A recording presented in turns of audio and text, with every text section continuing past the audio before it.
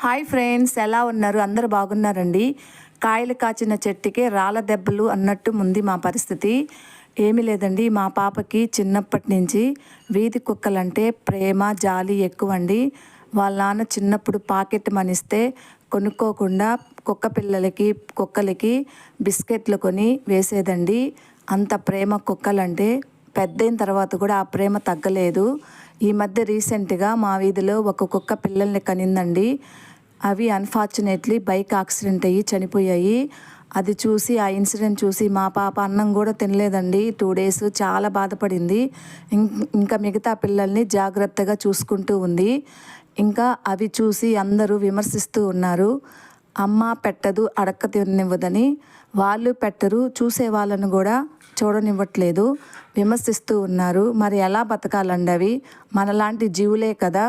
కొంతమంది అయితే రాళ్ళతో కర్రలతో కూడా కొడుతూ ఉన్నారు. ఇంకా మా పాప నిన్న నైట్ వర్షం వచ్చిందండి, పెద్ద వర్షం. ఇంకా వాటికి షెల్టర్ ఏర్పాటు చేసింది. ఇంకా ఉదయాన్నే వచ్చి నేను చూడగా అవి ఎదురింటి కారు కింద ఉన్నాయి. ఇంకా మా పాప పిలవగానే వచ్చి చెట్టు కింద పడుకొని హాయిగా నిద్రపోయాయండి. అభం శుభం తెలియని చిన్నపిల్లలు, వాటికి ఏం తెలుసండి.